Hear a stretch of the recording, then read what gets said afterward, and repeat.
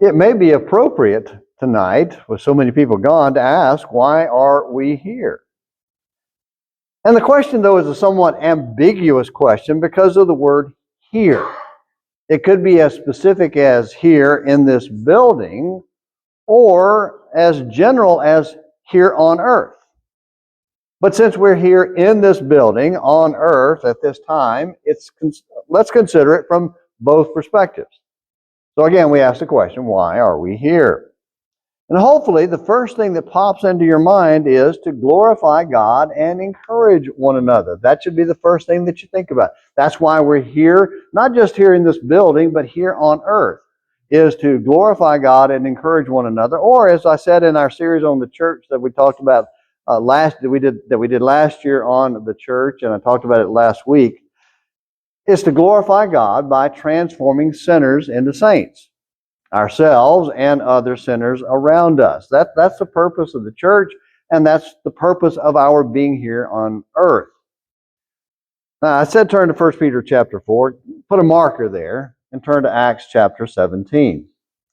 Acts chapter 17. In Acts chapter 17, Paul is in Athens. He's waiting for Timothy and Silas to come down from Thessalonica, and while he's there in Athens, this is a city that is full of idolatry, full of idols everywhere you look. You know, it's like it's like TVs in a house. Everybody has one. They're everywhere, and so he's provoked by that. And when he's just looking at their paganism and how deep it is, it provokes him to the point of going beyond just talking to the Jews in the synagogue. He actually starts talking to just normal Gentiles, non-Jewish people in the markets. Just anywhere he can, he starts talking to people because he wants to talk about God and trying to break through this pagan shell that they created around themselves. Look at verse 16 of Acts chapter 17. It says, "Now while Paul was waiting for them in Athens, his spirit was being provoked within him as he was observing the city full of idols. So he was reasoning in the synagogue with the Jews and the God-fearing Gentiles." So there would be Jews and God-fearing Gentiles at the synagogue, and in the marketplace every day with those who happened to be present. So he just found kind of a place to stand and start talking to people as they came by about Jesus Christ. This was important to him. And so he was reaching out to them, and apparently there were some people who came along that said, well, you know, this guy's interesting. Let's bring him up to the big stage, the big place up on the Areopagus. They're on top of the mountain. They're just on the edge of the town. And so take him up there and let him speak to the intellectuals, the intelligentsia, the smart people. And so he goes up there, and I want you to notice what he says to them, how he approaches them, beginning in verse 22. Verse 22 of Acts chapter 17. "So Paul stood in the midst of the Areopagus and said, 'Men of Athens, I observe that you are very religious in all respects. For while I was passing through and examining the objects of your worship, I also found an altar with this inscription, to an unknown God. Therefore, what you worship in ignorance, this I proclaim to you. The God who made the world and all things in it, since he is Lord of heaven and earth, does not dwell in temples made with hands. Nor is he served by human hands as though he needed anything, since he himself gives to all people life and breath and all things. And he made from one man every nation of mankind to live on all the face of the earth, having determined their appointed times and the boundaries of their habitation.'" And here's where we get to the point, "that they would seek God, if perhaps they might grope for him and find him, even though he is not far from each one of us." And so he's telling them, this God that you worship, this unknown God, let me tell you who he is. He's the God who made the world. He made everything. He rules everything. We don't give him anything that he needs. He gives us everything he needs. But what he wants from us is for us to seek him, to try to find him, to reach out for him. That's the purpose of life, to seek God. That's why we are here. Now in our text, back in 1 Peter chapter 4, I want us to notice that Peter says essentially the same thing there at the end of our text that we're going to be looking at tonight in verse 11. There he says The idea is that in all things God may be glorified. Well, let's read the entire text and see how Peter addresses this in more detail beginning in verse 7. He says in verse 7, the end of all things is near. Therefore be of sound judgment and sober spirit for the purpose of prayer. Above all, keep fervent in your love for one another, because love covers a multitude of sins. Be hospitable to one another without complaint. As each one has received a special gift, employ it in serving one another as good stewards of the manifold grace of God. Whoever speaks is to do so as one who is uttering the utterances of God, who is speaking the utterances of God.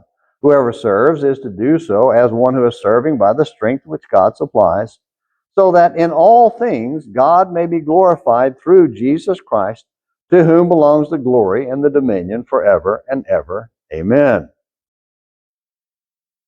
At the end of that text, we see where he says, this is our goal, our purpose, our reason for being here is to glorify God, so that God may be glorified. And so that's the title of our lesson tonight, is Glorify God. And we do this with the question of how do we glorify God here?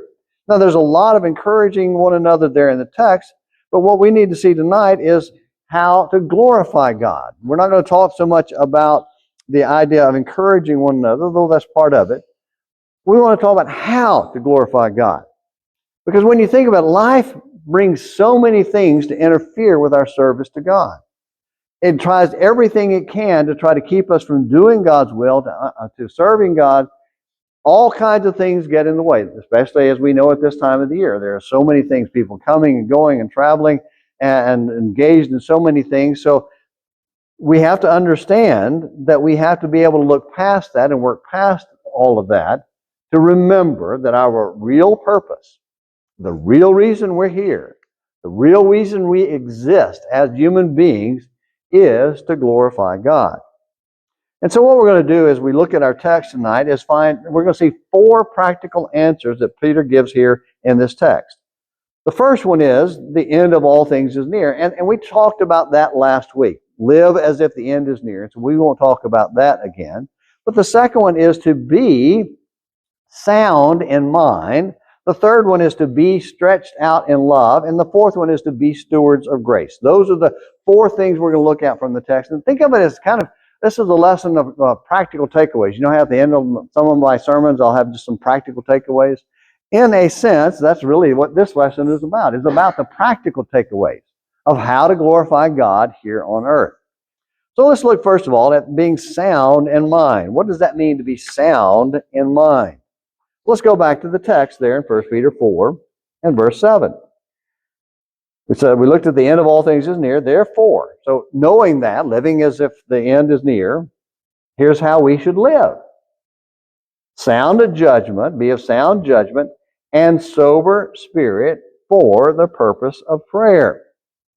Now that word sound judgment and sober spirit, those 2 phrases, they're words, that's just one word in Greek, it's a phrase in English.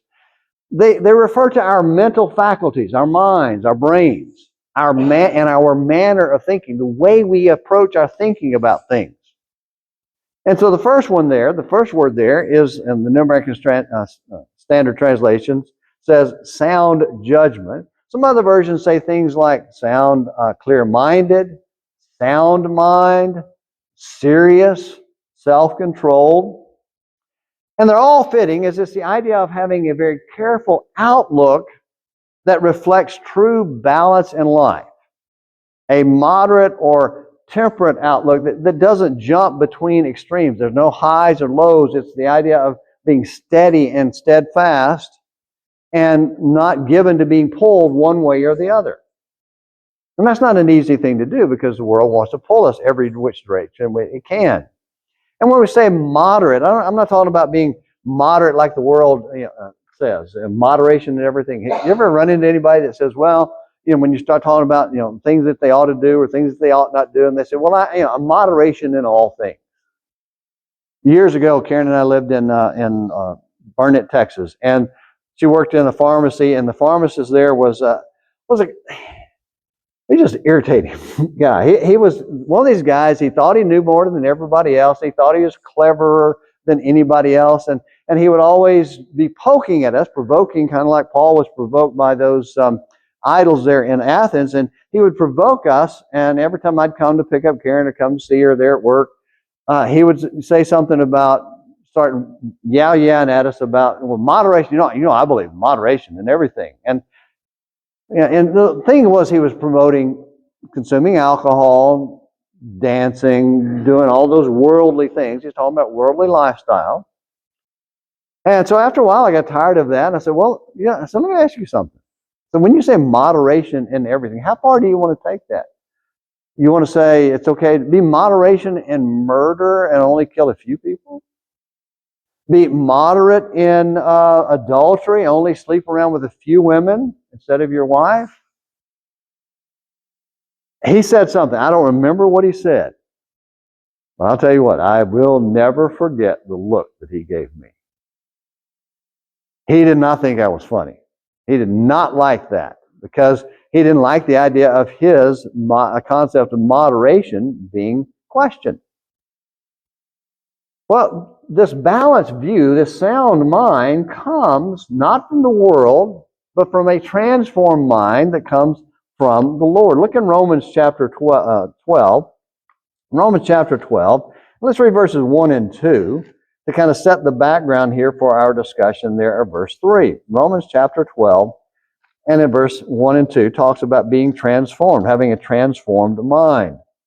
Verse 1, he says, "Therefore I urge you, brethren, by the mercies of God, to present your bodies a living and holy sacrifice, acceptable to God, which is your spiritual service of worship." So he's saying, here's what you give to God: a body and a lifestyle that glorifies Him, is what he's saying there. And then in verse 2, he says, "And do not be conformed to the world." Don't be shaped by the world, but be transformed. And that word conformed means you have the mold of the world. It's like you have a plastic mold and you're poured into it, and whatever the mold shape is, that's how you come out. That's the idea there. The world has a mold, and it wants to pour us into it and shape it according to its choices. And Paul is saying there, don't let that happen. Instead, be transformed by the renewing of your mind. And that transformed is the change from inside out. It's the word metamorphosis. You know, a butterfly goes in, a little caterpillar crawls into the cocoon. Anybody here read the Hungry Little Caterpillar? I love that book. It's really cute. Anyway, so that hungry little caterpillar crawls up into that cocoon, builds a cocoon around himself or herself, and then pops out as a beautiful butterfly. That's the description of the Christian. We're like that. And we need to be like that hungry little caterpillar, just filling ourselves with God's Word and filling and never satisfied, never enough, always wanting more so that we can grow and turn into that transformed person. So he continues there, by the renewing of your mind. So we're changed. It's not food, it's spiritual food, the Word of God, so that you may prove what the will of God is, that which is good and acceptable and perfect. For through the grace even to me, I say to everyone among you, not to think more highly of himself than he ought to think, but to think so as to have sound judgment, as God has allotted to each a measure of faith. So the transformed mind gives us a moderate mind, a balanced mind that knows our value in the world around us and to the church and to our family, but knows not to think that we're more valuable than we really are. Not to think too highly of ourselves. And so that's the transformed mind that he's thinking about. Now, the second word there in the text, sober spirit, that's one word, and it's the spirit is kind of added there because I think it's the idea of the mind or the spirit. And it was used frequently as the opposite of drunk. So this is sober-minded versus intoxicated. Because when you think about it, an intoxicated mind is imbalanced. It's off-kilter. It's not in place. It's not clear. And so he's saying here we need to have a mind that is balanced, clear, and thoughtful. That's the goal. That's the idea. Now the King James Version, if you have that, says watch, and it's the idea again of having clear of mind or thoughtful. But when it says these words like thoughtful and clear-minded and serious, as one version says, the idea is not that we walk around with these glum faces. I've told you about my resting face is not, it's just a mean resting face. That's what the kids call it. Anyway, it's just the way I am. So, I try to remind myself to keep a little smile, and my wife says it looks like I'm smirking, so it's like I'm stuck. Anyway, so doesn't mean we walk around with this serious look on our face. Or, I'm serious. I'm so serious. I don't want to talk. I'm a Christian. I'm very serious. No, that's not what he's talking about. That's not the idea at all. What he's talking about is the mind and the thinking. Because after all, go back to our text in 1 Peter chapter 4. Look at verse 13. In verse 13, he says, even in suffering, rejoice, be joyful. But to the degree that you share the sufferings of Christ, keep on rejoicing. So we need to be filled with joy and happiness. So joyful people who are sound-minded don't walk around looking like they just bit into a sour lemon.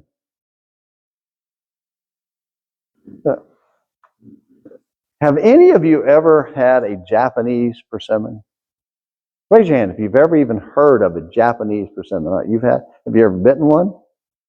Okay, we used to have a Japanese persimmon tree in my yard when I was growing up, and I don't know why, because those things were nasty. You take a bite out of those, they even when they were ripe, you take a bite out of that and your mouth goes, your cheeks try to go out the other side, it sucks in so much.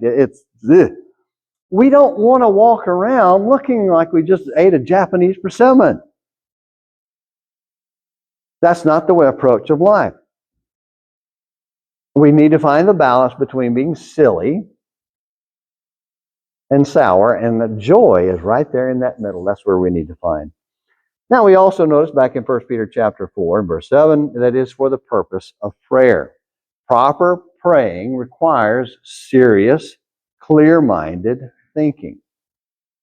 Well, let's go to the next takeaway here, and that is to be stretched out in love, and that's in verses 8 and 9. Verse 8, he says, above all, keep fervent in your love for one another, because love covers a multitude of sins. Be hospitable to one another without complaint. Now, the word in the text there is keep fervent in your love toward one another. And the idea of fervent is stretched out to the limit. Like a football player or an athlete reaching out for the ball. Any of you here, who here is a baseball fan? Any baseball fans? Oh, all right. One, okay.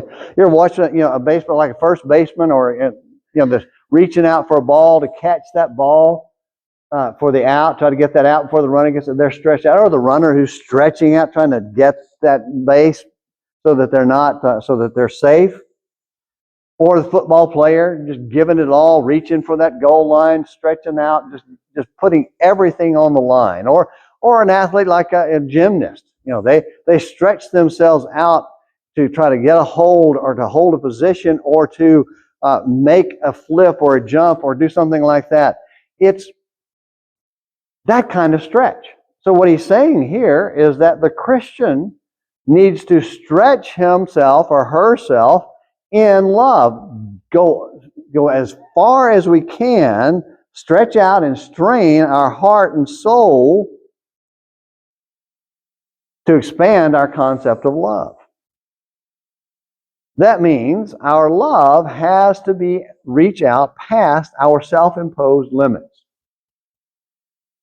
And this gets a little difficult because we have limits and we have things that we like to do and people that we like. And so we're tempted to want to love people that we like and that are likable. But if we have somebody that we don't really like, that we struggle with showing them love.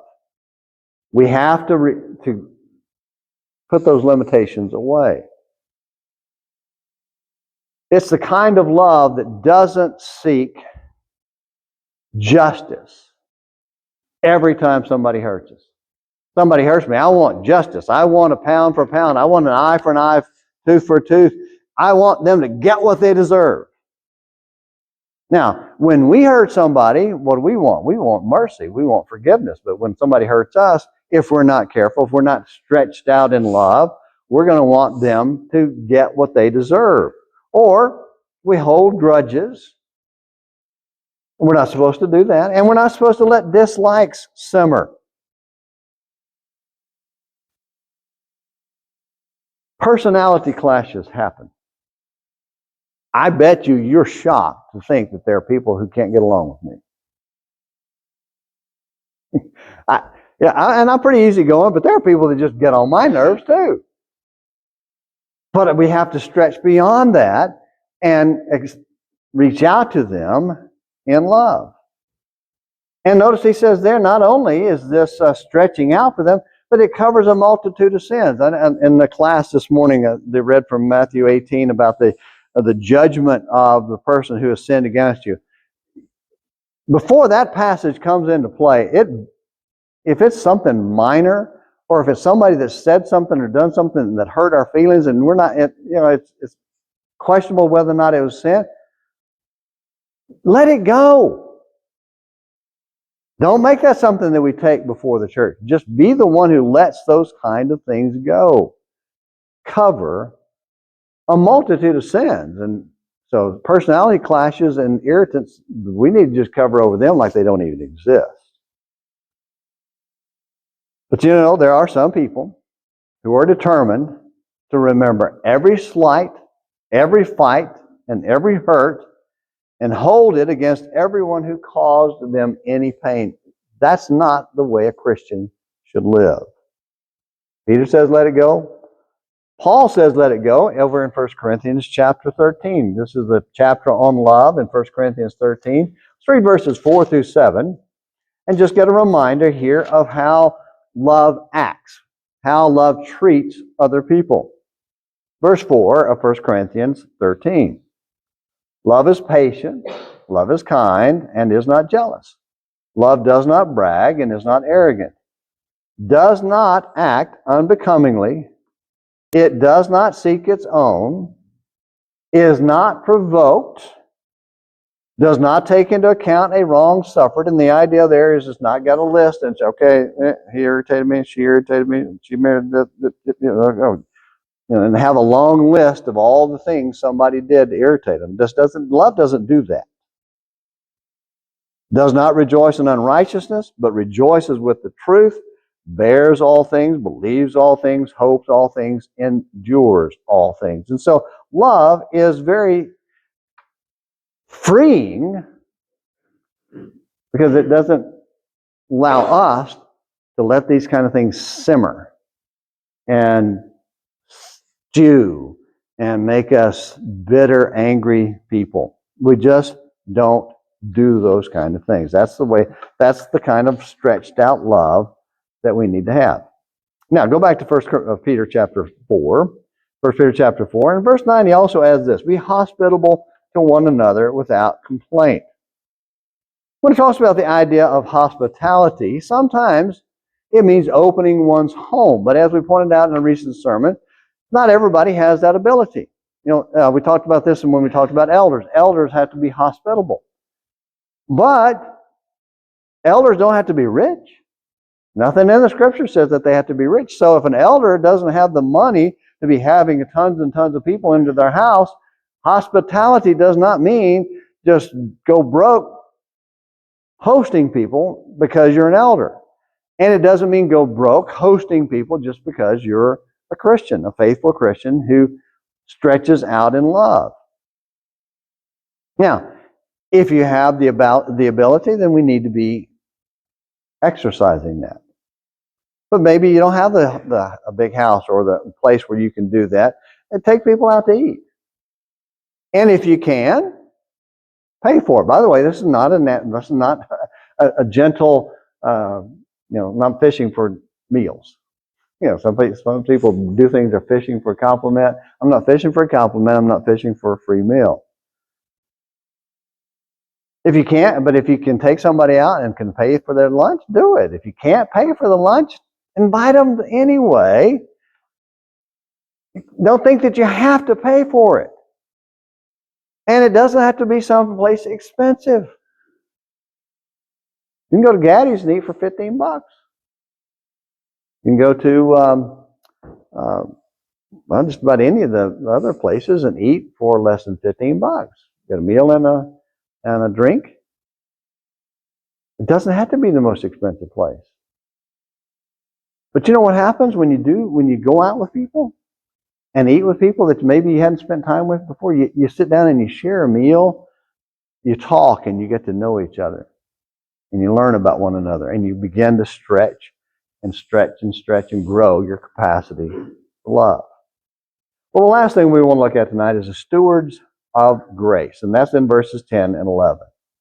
As each one has received a special gift, employ it in serving one another as a good steward. That's just a servant who is in charge of things that are given to him that don't belong to him, as good stewards of the manifold grace of God. So the grace of God doesn't belong to us. We don't get to decide who gets it and who doesn't get it. So we act as stewards. We hand it out. Verse 11, whoever speaks is to do so as one who is speaking the utterances of God. So if you're somebody that can preach or teach, like I try to do, then do it. But know that you're speaking God's word, not your own. Then he says, whoever serves is to do so as one who is serving by the strength which God supplies, so that in all things God may be glorified through Jesus Christ. So not all of us have the same gift. I asked somebody who shall remain nameless if they'd leave singing tonight. And the answer was no. And I laughed and said, well, you've got the same answer I got. No. Thank you, Gary, for being here to lead singing tonight. Coughing or not, we didn't care. We're glad you did it. So not everybody has the same gift, but all of us have some gift, some ability. And we need to put that to use serving others. Maybe it's the ability to lift people up by word, either publicly, like from the pulpit or from a Bible class, or privately. Just we got the knack for putting our arm around somebody and saying the right thing to them to encourage them. We have to be able to do that. You know, some people are good at things like working on cars or working on houses or doing things like that. If you're good with your hands, and we have a lot of people that are doing a lot of things here to help set this up so we can have a better audio-visual system here and better way of recording the sermons. So I leave that to the professionals. I don't touch that, but there are people who are good at that. And to those people, I appreciate that. I thank them from the bottom of my heart. And all the rest of us should be thankful that there are other people here doing things that they can do that we can't. Let's all be thankful for everyone involved in keeping this building in shape for our gathering to God's glory.